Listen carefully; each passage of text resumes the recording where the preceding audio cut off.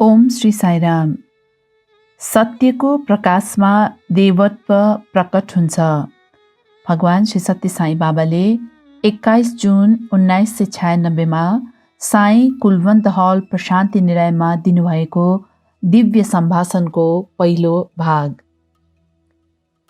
आधुनिक शिक्षाले बढाउने खाली चतुर्याई मात्रै, तर बुद्धि नबढाउने कहिले कहीँ कतै। हासिल गर्न त सबै प्रकारका शिक्षा हुने नै हुन्, तर बुद्धि नबढाउने विद्याले के पो गरोस्। त्यस अनुरूप शिक्षा पनि जहिल्यै न त हुने कुनै मूल्यको न त केही उपयोगी। प्रेम स्वरूपहरू। दैनिक जीवनमा मेधा, शक्ति र बुद्धिलाई मानिसहरू उस्तै उस्तै रूपमा बुझ्ने गर्दछन्, तर त्यसो गर्नु ठिक भने होइन। बुद्धि र मेधा शक्तिको भिन्नताबारे छलफल गर्न एकपटक सम्राट विक्रमादित्यले ठुलै सम्मेलनको आयोजना गरे। त्यस सम्मेलनमा उनले धेरै विद्वान, ज्ञानीजन र सुशिक्षित व्यक्तिहरूलाई निम्त्याए। ती सबैलाई सम्बोधन गर्दै सम्राटले भने, हे प्रबुद्ध विद्वत वर्ग, तपाईहरूले बुद्धि र मेधा शक्तिको भेद वर्णन गरिदिनु भए त्यसले मलाई अत्यन्त सुखी बनाउने थियो। यी दुई मध्ये कुन चाहिँ ठुलो, गुणी वा उच्च स्तरको होला? कृपया त्यसको मलाई जानकारी गराइदिनुहोला। विद्वानहरू मेधा शक्तिभन्दा बुद्धि नै ठुलो हुने कुरामा एकमत भए। उनीहरूले मेधा शक्तिमा समानता र भातृत्व जस्ता गुणको अभाव हुने, तर बुद्धिमा भने ती गुणहरू समेत रहने निष्कर्ष निकाले। तर विक्रमादित्य चाहिँ आफूले निकै अघिदेखि नै मेधा, शक्ति र बुद्धिमा खासै भिन्नता नभएको भन्ने बुझाइमा रहेकाले अलि बढी नै अचम्ममा परे। बुद्धिमा 5 अमूल्य पक्ष हुन्छन्। ती हुन् श्रद्धा अथवा अटुट विश्वास, ऋतम अथवा धर्मको अनुसरण, सत्य, योग र महत्तर शक्ति अथवा सर्वोच्च दैवी शक्ति। वास्तवमा यी 5 नै बुद्धिका तागत हुन्। मेधा शक्ति सांसारिकता र भौतिक अनुभवसँग सम्बन्धित छ। यसमा बुद्धिमा जस्तो समाहित गुणको अभाव हुन्छ। यसको अनुभव गर्नेहरू प्रशस्त शङ्कामा परेका हुन्छन्। तिनमा विश्वासको अभाव रहन्छ। तिनमा प्रचुर मात्रामा घमण्ड हुन्छ।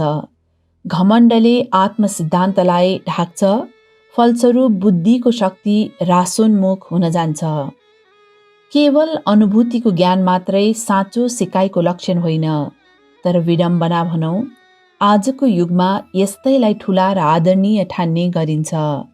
यद्यपि प्राचीन समयमा बुद्धिमानहरू मात्र उच्च स्तरका व्यक्ति मानिन्थे, न कि खाली चतुर्याई गर्नेहरू। श्रद्धालाई बुद्धिको पहिलो लक्षण भनिन्छ, जसको अर्थ उत्कट अभिलाषा र तत्परता हो। केवल उत्कट अभिलाषाले मात्र पुग्दैन, तिमीमा दह्रो विश्वास पनि हुनै पर्छ। बुद्धिले ऋतम, धर्मको अनुसरणलाई बढावा दिन्छ, अनि ऋतमले त्रिकर्ण शुद्धि, विचार, बोली र कर्मको पवित्रता बढाउँछ। त्यति भए मात्र तिमीमा ऋतमका गुण भरिन्छन्। ऋतमले तिमीलाई आफूमा अविचलित श्रद्धा प्राप्त भइसके नसकेको कुरा बुझ्न सघाउँछ। ऋतमको मर्म बुझिसकेपछि वाणीका रूपमा तिमीले ऋतमलाई व्यक्त गर्दाका बखत यो सत्यका रूपमा प्रकट हुन्छ। तिमीले विचार, बोली र कार्यको तादम्यतामा अटुट विश्वास राख्ने बित्तिकै तिमी सत्य बाहेक अरू बोल्नै सक्दैनौ। तिमीले इन्द्रिय मार्फत देखेका, सुनेका वा थाहा पाएका कुरा सत्य नै हुन्छन् भन्ने छैन। तिमी यसलाई निजम वा वस्तुपूरक ज्ञान भन्न सक्छौ। सत्यम र निजमका बीच धेरै भिन्नता छ। बुद्धिको चौथो गुण योग हो। योग भनेको के हो त?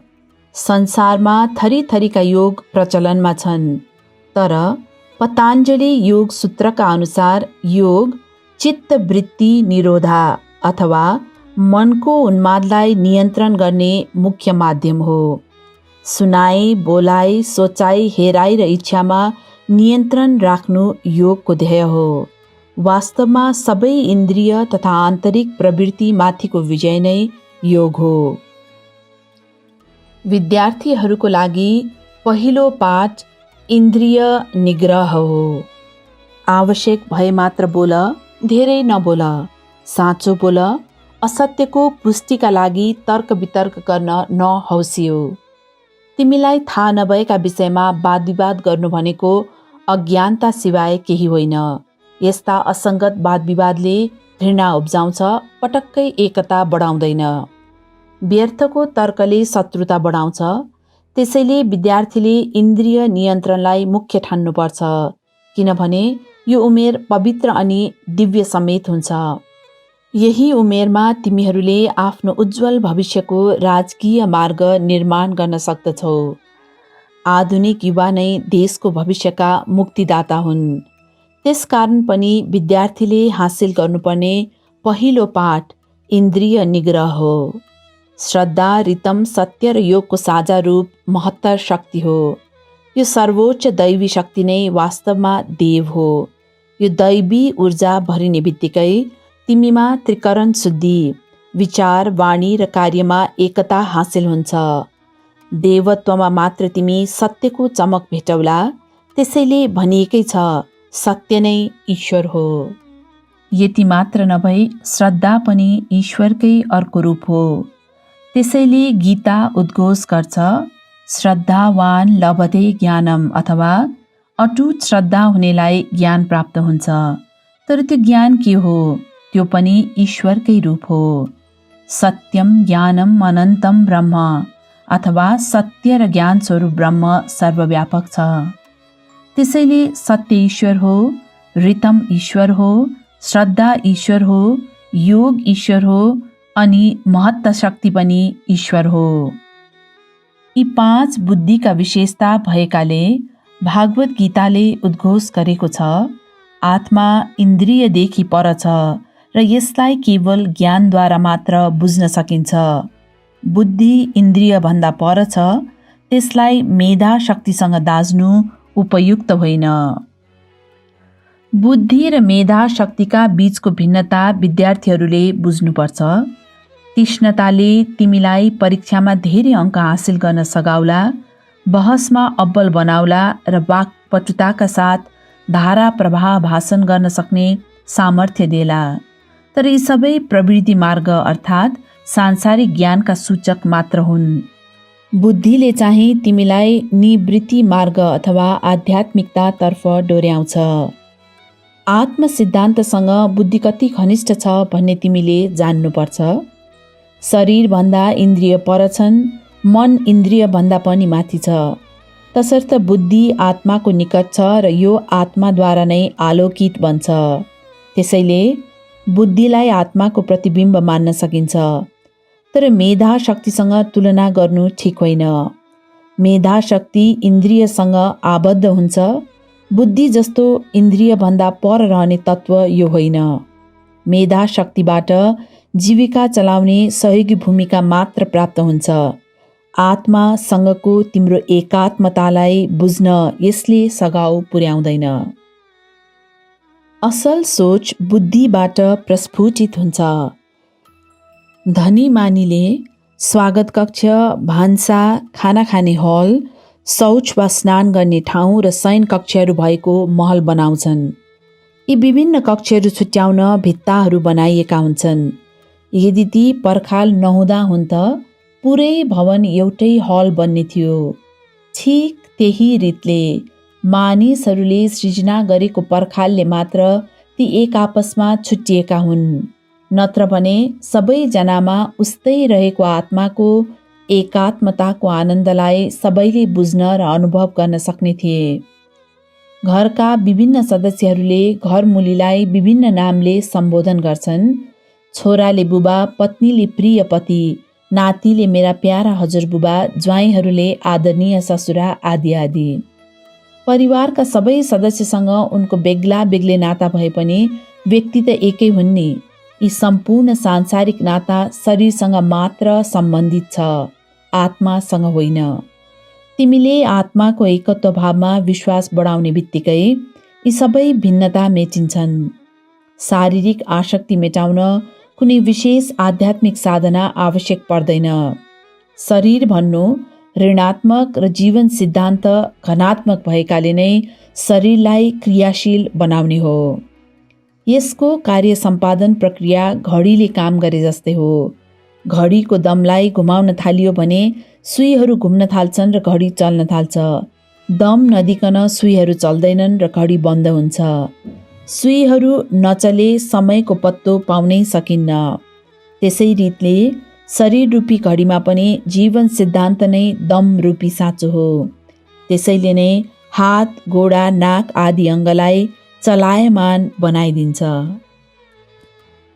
अघिल्लो पटक मैले तिमीहरूलाई गायत्री मन्त्रको अर्थ र महत्त्वका बारेमा बताएको थिएँ। यसका पहिला 3 शब्दहरू भूर, भुव र स्वः हुन्। भूरको सम्बन्ध शरीरसँग छ। शरीर विभिन्न तत्त्वले जस्तै फलाम, फस्फरस, चुन, पानी आदि मिलेर बनेको छ। सांसारिक वस्तुहरूबाट शरीर बनेकाले यसको स्वरूप भौतिक छ। भुव भन्नु जीवन सिद्धान्त वा प्राण हो। यसले स्पन्दन पैदा गर्छ। स्व चाहिँ प्रज्ञान वा चेतनासँग सम्बन्धित छ। प्रज्ञानको आलोक पाएर जीवन सिद्धान्तको स्पन्दनले शरीरलाई स्वरूप दिन्छ र कार्य गर्न समर्थ बनाउँछ। भौतिकता, स्पन्दन र आलोक नै भूलोक, भुवरलोक र स्वर्गलोक, पृथ्वी, आकाश र स्वर्ग हुन्। ती कुनै दूर देशमा रहने होइनन्। ती सबै तिमी भित्रै छन्। वास्तवमा सबै थोक तिमी भित्रै छन्। पशुत्व, मानवता र देवत्व, अझ सारा ब्रह्माण्ड नै तिमी भित्र छ। सबै थोकको आधार तिम्रो सोचाइ नै हो। त्यसैले तिमीले असल सोचको विकास गर्नुपर्छ। सोच तिमीले कहाँबाट पाउँछौ त? असल सोच बुद्धिबाट निश्रित हुन्छ। बोली व्यवहारमा असल सोच व्यक्त नगरी जथाभावी बोल्नेलाई बुद्धि नभएको अर्थात् बुद्धिहीन भन्ने चलनै छ। त्यस्ता मानिसलाई पशुतुल्य नै ठानिन्छ। बुद्धिमान व्यक्तिमा त्रिकर्ण शुद्धि हुन्छ। मेधा शक्तिले युक्त व्यक्ति भौतिक संसारमा अब्बल होला, तर बुद्धि सांसारिकता भन्दा माथि हुन्छ। ईश्वरबाट निर्देशित अनुशासनमा रहेर नै शरीरका अङ्ग प्रत्यङ्गले काम गर्छन्। सबै थोकको आधार आत्माको सिद्धान्त नै हो। उदाहरणका लागि भौतिक शरीरलाई नै लियौँ। मनले जब कहीँ जाने बारे सोच्दछ तब मनले अराए अनुसार नै तिम्रा गोडा चल्छन्। मनले जब कुनै अमुक काम गर्ने निधो गर्छ तिम्रा हात त्यस अनुरूप चल्छन्। त्यसै गरी मनले कसैलाई हेर्न हराउँछ, आँखाले मनको निर्देशलाई तुरुन्त पछ्याउँछ र मनले टेप रिकर्डरको धुन सुन्न चाहेमा तिम्रो कान त्यसतर्फै उत्सुक हुन्छ। मनबाट खाने आदेश पायो भने मुख तुरुन्तै खान थाल्छ। यसै रीतले हात, गोडा, आँखा, मुख आदि प्रत्येक अङ्गले मनको सोच अनुरूप काम गर्छन्। सुन्ने कामको जिम्मेवारी पाएका कानहरूले बोल्ने प्रयत्न गर्दैनन्। त्यसरी नै मुखले पनि सुन्ने जमर्को गर्दैनन्। मुखले बोल्ने र कानले सुन्ने भूमिका नै निर्वाह गर्छन्। तिम्रा शरीरका अङ्ग प्रत्यङ्गले आफूलाई निर्देशित काम गर्न छाडे भने तिम्रो जीवन कष्टकर बन्न पुग्छ। एकपटक इन्द्रियहरूले आफूलाई निर्धारित काम गर्न छोड्ने निधो गरेछन् र सोचेछन्, हामी सबैले अथक परिश्रम गर्यौँ भने भोजनको व्यवस्था गर्न सक्छौँ, तर हामीलाई केही नदिई सबै थोक मुखले नै खाइदिन्छ।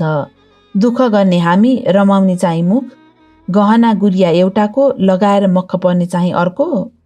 यस्तो सोचाइ राखेर अङ्गहरूले आफूले गर्नुपर्ने काम गर्न छाडिदिएछन्। तब के भयो हेर त?